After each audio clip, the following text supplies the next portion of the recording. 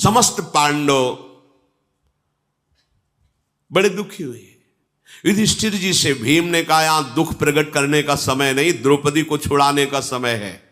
और जैसे सांप कोई पड़ा उसकी पूंछ पे लात पड़ जाए तो फुंकार कर खड़ा हो जाता है, ऐसे गांडीव धनुषधारी अर्जुन ने प्रत्यंचा चढ़ाई और सबसे पहला कार्य किया कि दिव्यास्त्र से उनके मार्ग को रोक दिया। जहां हो वहीं सब पिंजड़े की तरह रोक दिया, कोई आगे नहीं बढ़ सकता। जयद्रथ की सेना की जो घोड़ों की टाप थी वो चिन्हों से भागे उनके पीछे। आगे जब गए तो देखा धौम्याचार्य जी कुशा से जल छिड़कते जाते हैं। किसकी बुद्धि कहीं कोई अपवित्र कार्य न कर दे। भगवान नाम उच्चारण, मंत्र उच्चारण और बार बार पुकारते जा रहे थे, भीमसेन दौड़ो, रक्षा करो द्रौपदी की। सांत्वना देने वाले भीमसेन ने गर्जना की और कहा, आचार्य चरण निश्चिंत हो जाओ, अब कोई द्रौपदी का कुछ भी नहीं कर सकता, हम लोग बिल्कुल पहुंच चुके हैं। महान पराक्रमी पांडव बहुत क्रोधातुर हो गए और जब देखा आगे बढ़कर के द्रौपदी जी की वो अवस्था की जयद्रथ हंस रहा है, सारथी उसका रथ हाँक रहा है और द्रौपदी को बलपूर्वक पकड़े हुए, मानो क्रोध में जल गए हो। भीमसेन, अर्जुन, नकुल, सहदेव, महाराज युधिष्ठिर जयद्रथ से ललकार कर कहा कि तुझे इतना भी समझ में नहीं आया कि तू हमारा पूज्य रिश्तेदार है और ऐसा अमंगल कार्य किया। अब देख, ना तेरे सैनिक, ना ये राजा, ना ये राजकुमार और ना तू, अब किसी को भी हम नहीं बख्शेंगे। जैसे रत्नों से लदी हुई नाव समुद्र में बीच में जाकर विशाल मगरमच्छ की पीठ में टकराकर चूर चूर हो जाए, ऐसे देख भीम की भुजाओं से तेरी सेना कैसे हम लोग विनाश करते हैं। तो अपनी आंखों से देख गांडीव धनुषधारी अर्जुन कैसे तेरे को दंड देते हैं। और देख मेरे भाले का चमत्कार। युधिष्ठिर का बिल्कुल ठीक निशाना भाले का, और तलवार चलाने में कुशल थे दोनों नकुल सहदेव। जिनका अपमान करके मोहवश काल भी सुरक्षित नहीं रह सकता, उन भगवान श्री कृष्ण के मुझ जनों को तूने इस तरह से अपमानित किया। द्रौपदी को तूने स्पर्श किया, अपहरण किया, ऐसे चिल्लाते जा रहे हैं। सिंधुराज ठहर ठहर, अब तेरे जीवन की सीमा समाप्त हो चुकी है। जयद्रथ एक बार कांप गया देखकर पांचों पांडवों को, और उसने समस्त राजाओं से कहा, सावधान ने निश्चित भी मार डालेंगे मुझे। युधिष्ठिर, भीमसेन, अर्जुन, नकुल, सहदेव जयद्रथ के सैनिकों को जैसे किसान घास काटता है, पांडवों का हुंकार और उन सैनिकों का व्यक्त। पहले सैनिकों का मंडल घेरे हुए था, साहब के मस्तक काट काट करके अर्जुन बिछाने लगे। भीम की गदा से जितने हाथियों की सेना थी वो रौंदते चले जा रहे थे। सैनिक, हाथी सवार, घोड़े सवार, रथ सवार। जब देखा कि अब तो ये तो विनाशकालीन उपस्थिति, युधिष्ठिर के प्रहार से 100-100 रथ, 100-100 वीर एक साथ भाले में, ऐसा प्रहार। नकुल और सहदेव की तलवार ऐसे चल रही थी, काट काट कर मस्तकों को ऐसे बीज की भांति पृथ्वी पर गिरा रहे थे। भीमसेन की गदा की प्रहार से वहां कोई हाथी चलने लायक ही नहीं रह गया था। कोटिकाश से जो पहले आया था द्रौपदी के पास, भीमसेन उसके पास पहुंचे और कहा, तू ही तो गया था पहले सूचना देने, तो पहले तेरी मृत्यु होनी चाहिए ना। तत्काल उसको दौड़ करके अपनी भुजाओं में फांस लिया और तलवार से काट दिया उसे। अतिरथी वीर अर्जुन ने तो बाणों का जाल बना दिया, एक भी कदम किसी भी दिशा में कोई भी नहीं भाग सकता। दिव्यास्त्रों का गैल, बस जयद्रथ कांपने लगा और हाथ जोड़ा द्रौपदी से कि तुम जाओ पांडवों के पास, मुझे जीवन बख्शो। द्रौपदी ने, अब क्या हुआ, तुमसे कह रही थी कि सम्मानपूर्वक यहाँ बैठ भी जाओ, हम तुम्हारा अतिथि सत्कार करते हैं, आप हमारे रिश्तेदार हो, पर तुम्हारी समझ में नहीं आया। अरे नराधम, अब प्राण बचाने के लिए भाग, तू भाग जितना भाग सकता है। जयद्रथ कूद पड़ा रथ से। युधिष्ठिर जी ने देखा कि द्रौपदी को छोड़ के भगा, तो द्रौपदी जी को रथ से उतारा और धौम्याचार्य जी से कहा कि इनको कुटिया ले चलो, हम इसका। जयद्रथ भाग रहा है, भीमसेन ने अपनी गदा से प्रहार किया उसे, वायु वेग से गदा जयद्रथ के ऊपर। अर्जुन की मार से कोई भी सैनिक वहां नहीं बच रहा है। अर्जुन बोले, अत्याचार सहते हुए बहुत समय हो गया, ये जयद्रथ, दुर्योधन, ये सब हम पर अत्याचार ही करते जा रहे हैं, भला हम कहां तक सहें। और जोर से आवाज की कि जयद्रथ, तुझे समय देते, भाग ले, तू जहां तक भागना चाहता है। मूर्ख, तू त्रिभुवन में कहीं भी भाग के जा, मैं यहीं से दिव्यास्त्र से तेरा नाश कर दूंगा। युधिष्ठिर जी से कहा आप जाओ, नकुल सहदेव से कहा आप जाओ, द्रौपदी जहां गई है उनके साथ वापस जाओ। नकुल सहदेव, युधिष्ठिर जी, महात्मा धौम्याचार्य जी, ये सब आश्रम पर पहुंचे, द्रौपदी को सांत्वना दी।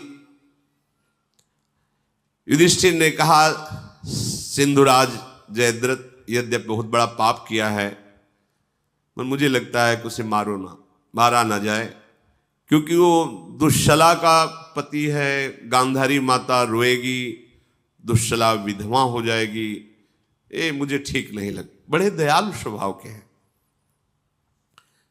युधिष्ठिर की बात सुनकर द्रौपदी ने कहा, ये बहुत दया दिखाना हमें अच्छा भी नहीं लगता,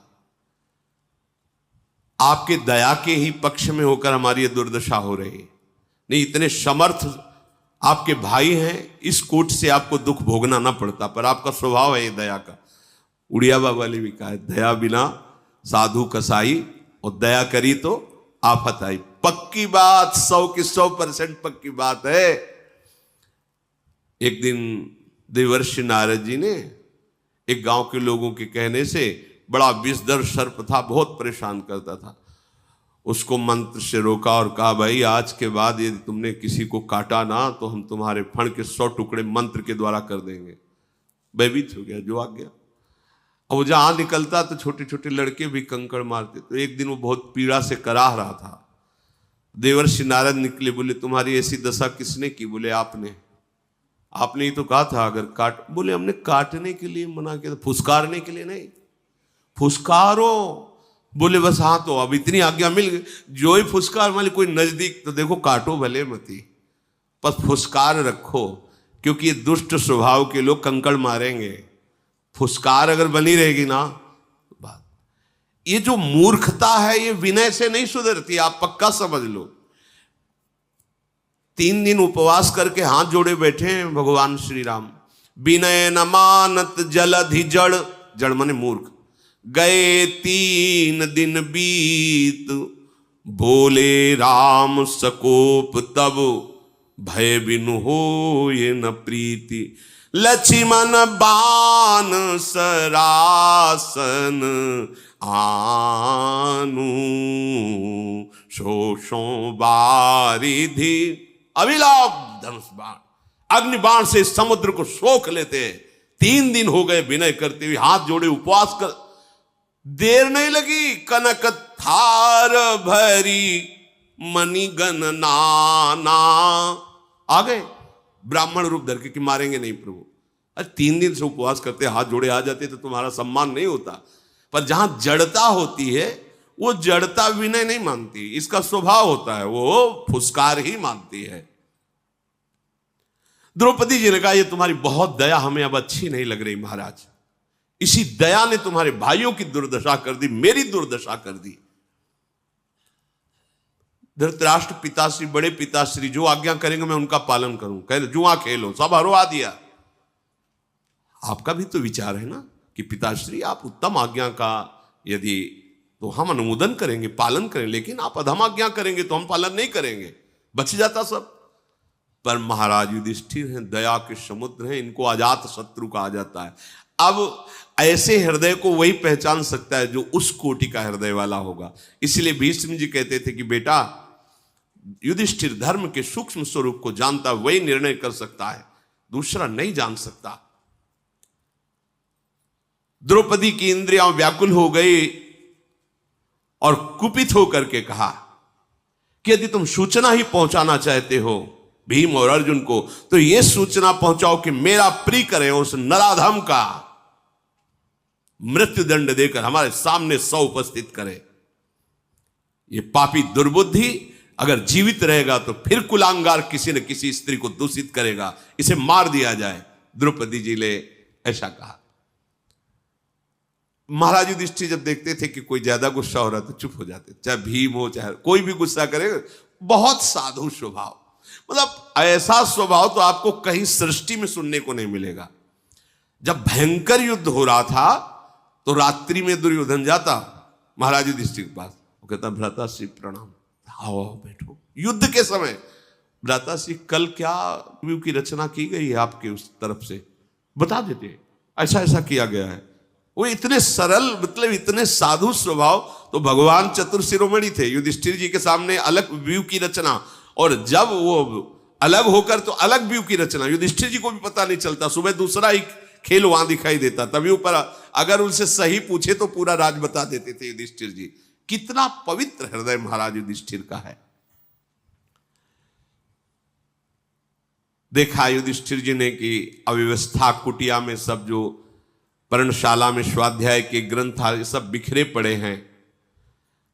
मार्कंडेय जी का ध्यान किया, तत्काल उपस्थित हुए।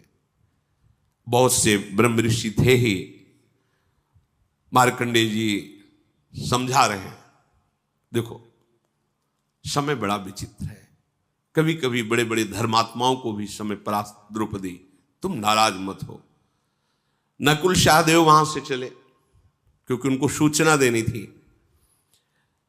वहां जाकर के कहा, देखा भीमसेन और अर्जुन को कि बहुत कुपित है, अभी मार ही डाला जाएगा जयद्रथ।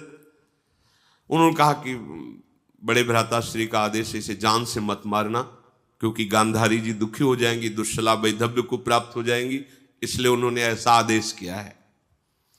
अर्जुन ने अद्भुत पराक्रम दिखाया कि जहां जयद्रथ भाग रहा था सामने से रोक दिया बाणों से, मारा नहीं, बाणों से अभिमंत्रित करके उसे रोक दिया। भीमसेन दौड़ करके पीछे गए और उठा करके उसको पटक दिया जयद्रथ को। काफी देर तो वो मूर्छित रहा, फिर उसको होश आया। भीमसेन उसके वध के लिए उसको अपनी भुजाओं की मार से चूर चूर करने लगे। अमर्ष में भरे भीमसेन का ये प्रहार देख करके नकुल सहदेव का, भैया की बात याद है आपको? आप उनकी बात को याद कीजिए। उन्होंने कहा इस नराधम को मारना ही ठीक है। भैया तो कभी किसी पर भी दया करते रहते, ऐसे पर दया, इसका जीवित रहना ठीक नहीं इस भूमंडल पर। उनका आप ध्यान दीजिए, महाराज युधिष्ठिर का आदेश है। का क्या कर सकता हूं, हर जगह रोक दिया जाता हूं, ना मेरा बल काम करता है ना मेरी बुद्धि काम करती है महाराज के आदेश के आगे, पर इसे छोड़ूंगा नहीं। अपने पैरों के बीच में उसको खोपड़ी फंसाई और तलवार से उसकी खोपड़ी 5 चोटियां रख करके मोड़ दी। 5 चोटी ऐसे बीच में 5 जगह से चोटी छोड़ दी और मोड़ दी, और कहा बोल मैं पांडवों का दास हूं। ये तुझे हर सभा में राजाओं के बोलना, बोल तो तुझे जिंदा छोड़ दूंगा नहीं, अभी वो तो टांग के बीच में ही गर्दन ऐसे दबाए हुए थे, अभी मार डालूंगा। बोल तू राजाओं की सभा में बोलेगा जाके कि नहीं कि मैं महाराज युधिष्ठिर का दास हूं, पांडवों का दास हूं। उसने कहा बिल्कुल स्वीकार करता हूं, मैं पांडवों का दास हूं, हर सभा में जाके बोलूंगा कि मैं पांडवों का दास हूं। बोले चल महाराज युधिष्ठिर के चरणों में प्रणाम कर चल और अपनी प्राणों की भीख मांग, अगर उनका आदेश ना होता तो अभी तुझे मार डालता। उसके हाथ पीछे बांध करके पशु की तरह रथ में ऐसे पटक दिया। खून से धूल से वो लथपथ है, शरीर कांप रहा है। आगे आगे भीमसेन गदा लिए चल रहे, पीछे अर्जुन रथ पर सवार जयद्रथ को बांधे हुए हैं। जयद्रथ अंदर ही अंदर घबरा रहा है कि बच सकते हैं, पता नहीं मारा जा सकता हो या बचा, बहुत उसके अंदर भय समाया हुआ है। जे ही द्रौपदी ने देखा, बोले जीवित सामने ले आए, उठा के उसको 5 जगह से खोपड़ी मुड़ी हुई, खून रज लगी हुई। युधिष्ठिर ने नहीं नहीं, महाराज जयद्रथ तुम हमारे पूज्य हो, हाथ खोलो, इनके स्नान कराओ, सुंदर वस्त्र धारण कराओ, भोजन कराओ, धैर्यपूर्वक रहो, तुम कोई दासवास मेरे नहीं हो, तुम्हें किसी सभा में नहीं कहना, जाओ तुम सम्मान पूर्वक जाओ, पर ऐसे पापाचरण मत किया करो। कैसे साधु हृदय, ये साधु हृदय है, मतलब कितना महान होता है संत हृदय। बंधन मुक्त किया गया। अब वो हाथ जोड़कर युधिष्ठिर के चरणों की तरफ प्रणाम करने के लिए बढ़े, मुनियों की तरफ भी। युधिष्ठिर ने कहा आप हमारे दास नहीं हो, पूज्य हो, बिल्कुल बिल्कुल कोई अपराध नहीं, जाओ, क्षमा किया। पर एक बात है, ये जो पराई स्त्री की तरफ तुम्हारा गंदा विचार रहता है, ये तुम अभी अपने मन को कभी धिक्कार नहीं देते? ये नीच कर्म क्या तुमको कभी शोभा देता है? तुम ऐसे कुल में सम्माननी, तुम्हारा ब्याह हुआ, तुम ऐसे, ये ऐसा संपूर्ण लोकों में भी कोई भी करेगा तो उसको ऐसी अधम योनि प्राप्त होती है। ये परिस्त्री की तरफ काम भावना रखना ठीक नहीं है। देखो, तुम प्राण तो हम तुम्हारे छोड़ रहे हैं, लेकिन ये समझ रहे हो कि इस अशुभ कर्म में तुम्हें कहां पहुंचा दिया है, तो आप इसका परिणाम समझो। आज से कभी ऐसी गलती मत करना।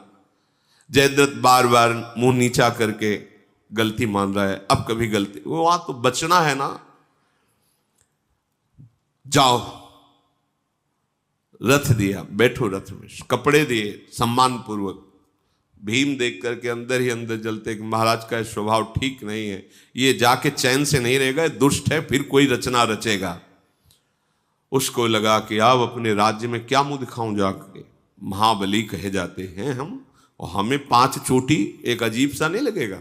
और पिटाई हर जगह, काले दाग पड़े थे भीम के घूंसालात के। तो अब मैं, वो गंगा द्वार हरिद्वार सीधे गए और वहां जाकर के उसने भगवान शंकर को प्रसन्न करने के लिए घोर तपस्या। त्रिनेत्रधारी भगवान महादेव जी प्रसन्न, इसलिए खाना पीना सब छोड़ करके, कि मुझे ऐसे ही मार डाला जाता, अब तो भगवान शंकर को प्रसन्न करके मैं पांडवों का विनाश मांगूंगा। जब ऐसी कठोर तपस्या देखी तो भगवान शंकर का नाम है आशुतोष, मतलब बहुत जल्दी प्रसन्न होने वाले, बहुत जल्दी प्रसन्न होने वाले। और ये देने में कुछ सोचते भी नहीं, ऑर्डर दानी है, चाहे खुद समस्या में फंस जाए, बड़े कृपालु। कृपा देखो, दया बिना साधु का, दया करी तो आफत आई। एक ब्रकासुर नाम का दैत्य था जिसे बाद में भस्मासुर कहा गया। उसने नारद जी से पूछा, भगवानों में देवताओं में कौन ऐसा भगवान देवता है जो बहुत जल्दी प्रसन्न हो जाए? तो उनका जल्दी प्रसन्न होने वाले तो आशुतोष भगवान शिव ही हैं, और समस्त देवताओं के, समस्त देवों के भी देव हैं, इसलिए उनको महादेव कहते हैं। उसने शुरू की आराधना, और उसको धैर्य तो था नहीं और बड़ा क्रूर स्वभाव का था, तो मांस काट काट के अपना हवन करने लगा भगवान शिव के लिए। भगवान शिव प्रसन्न होकर के प्रकट हुए, कहा काहे को ऐसा कष्ट देते हो, हम तो इसीलिए हमारी पूजा सबसे अलग होती है, एक धतूरे का फल चढ़ा दे, एक अकौड़ा का फूल चढ़ा दे, मतलब किसी अन्य के चढ़ाने वाले फूल की जरूरत नहीं है, जो कोई नहीं लेता है वो हमें चढ़ा दे। अकौड़े का फूल कौन, किसी भी देवी देवता में नहीं चढ़ता, महादेव जी। धतूर का फल, एक बीज खा लेना तो शरीर की दशा बदल जाए। एक धतूरा हो तो 20 आदमियों के मारने के लिए पर्याप्त है।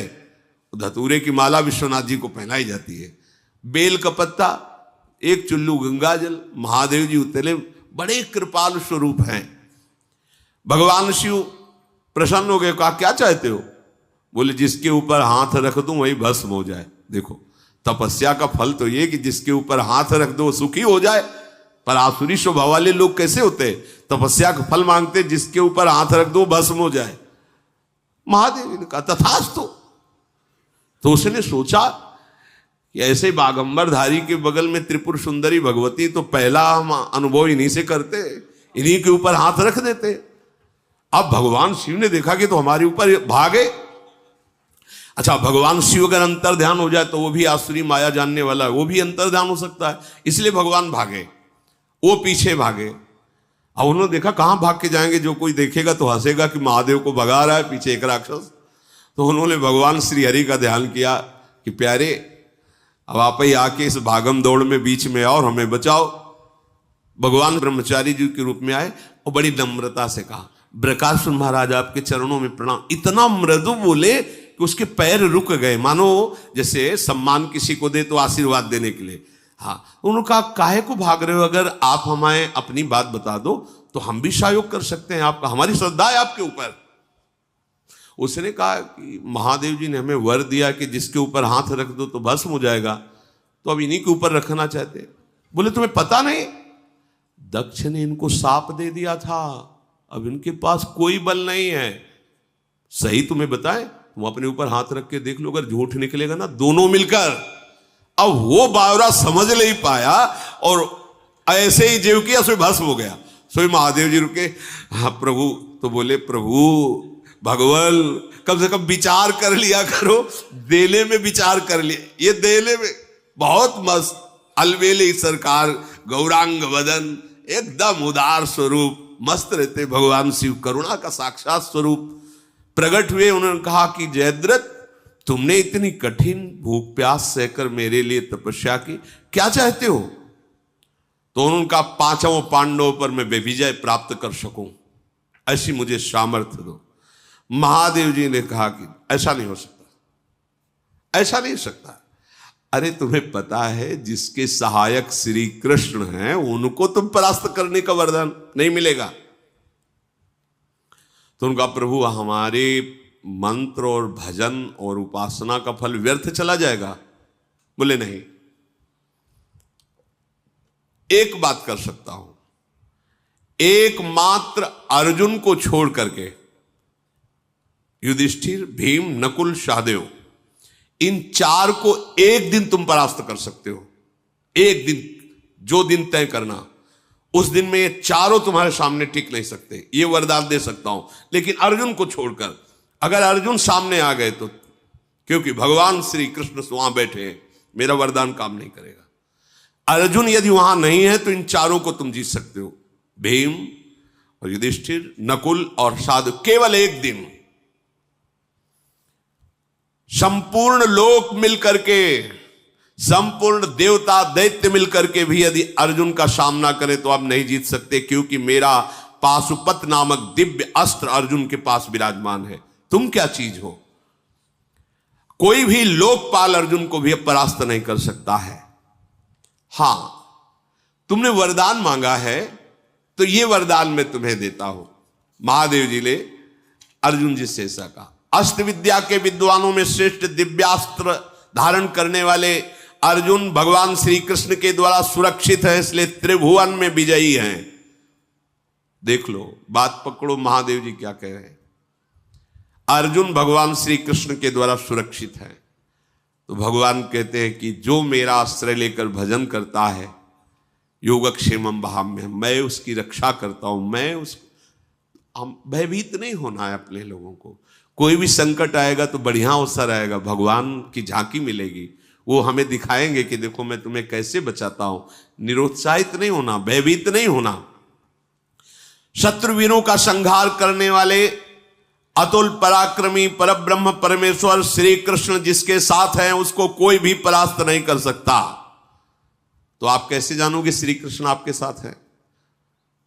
अगर नाम चल रहा है तो नाम ही तुम्हारे साथ है। नाम बाणी जहां, श्याम श्यामा तहां। नाम बाणी निकट, श्याम श्यामा प्रगट। नाम चल रहा है तो प्रभु हमारे साथ है, प्रभु हमारे साथ है, तो फिर कुछ हमें घबराहट नहीं होनी चाहिए, भय नहीं होना चाहिए। इसलिए तुम अर्जुन को नहीं जीत सकते, अर्जुन पर विजय प्राप्त नहीं कर सकते। हां, महायुद्ध में अर्जुन को छोड़कर एक दिन तुम युधिष्ठिर, भीम, नकुल, सहदेव, इनको जीत पाओगे, ये मेरा आशीर्वाद। भगवान पार्वती पति महादेव जी ऐसा कहकर अंतर ध्यान हो गए। वरदान तो मिल गया पर वो संतुष्ट नहीं हुआ और वो अपने नगर को वापस चला गया, क्योंकि अब इतने दिनों में बाल बढ़ गए होंगे तो चोटी बराबर हो गई होगी, नहीं 5 चोटी लेके कैसे राज्य में प्रवेश करता। काम्यक वन में महाराज युधिष्ठिर विराजमान हैं। जब ये द्रौपदी को इस रूप में देखा तो मार्कंडेय जी से कहा कि आप भूत भविष्य वर्तमान तीनों के ज्ञाता हैं, समस्त देव ऋषि भी आपका सम्मान करते हैं, मेरे हृदय में एक संदेह प्रकट हो गया है।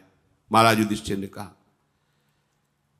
कि हम लोग इतना धर्म से चलते हैं और द्रौपदी यज्ञ की वेदी से प्रकट हुई है, हमारी पत्नी है, कभी कोई भूल से भी गलती नहीं की, कोई अधर्म आचरण नहीं, कोई अपराध नहीं, तो भगवान क्या इतना प्रारब्ध जोरदार होता है क्या? इतना दैव विधान जोरदार होता है क्या? इतनी भवतव्यता जोरदार होती है क्या कि इतना प्रबल हो गई कि हम लोग टाल ही नहीं सकते? सभा में निर्वस्त्र करने की चेष्टा, यहां अपहरण और इतना कष्ट, क्या सबसे ज्यादा पाप हम ही लोगों ने किया है क्या सृष्टि में? ऐसा कभी द्रौपदी ने किसी अतिथि का कभी वचन से भी असत्कार नहीं किया। ऐसी अतिथि सेवी, ऐसे पति सेवी, ऐसे धर्म में चलने वाली ये मूढ़ बुद्धि पापी राजा जयद्रथ ने स्पर्श किया भरी सभा में। ऐसा मेरा हृदय बहुत दुखी हो रहा है। देखो, जब कभी किसी धर्मात्मा को दुख होता है तो संत महापुरुषों से मिला करके भगवान ऐसे प्रश्न उत्तर जिससे हृदय पुष्ट हो जाए। मैं आपसे पूछता हूं कि क्या संसार में मेरे से बढ़कर के कोई मंदभाग्य होगा? क्या मेरे से भी बढ़कर कोई दुख प्राप्त किया होगा जैसा मैं दुख प्राप्त कर रहा हूं? मार्कंडेय जी हंस पड़े और कहा, तुम्हें क्या दुख मिल रहा है? अपने भाइयों के साथ सुखपूर्वक विराजमान करो, खाने पीने के लिए सूर्य की बटलोई है, सारी व्यवस्था है, और अभी जयद्रथ ने अपहरण किया, अभी छुड़ा लाए तुम। हम तुम्हें उनकी बात कहते हैं जिन्हें भगवान कहते हैं। मार्कंडेय जी ने कहा, हम उनकी बात कहते हैं जिन्हें भगवान कहते हैं। भगवान सर्वेश्वर श्री हरि जब रामचंद्र जी के रूप में अवतार लिया तो उनको 14 वर्ष का वनवास और उनकी प्रिया का अपहरण, जल्दी वापस नहीं हुई, लंका में अशोक वाटिका में रखी गई।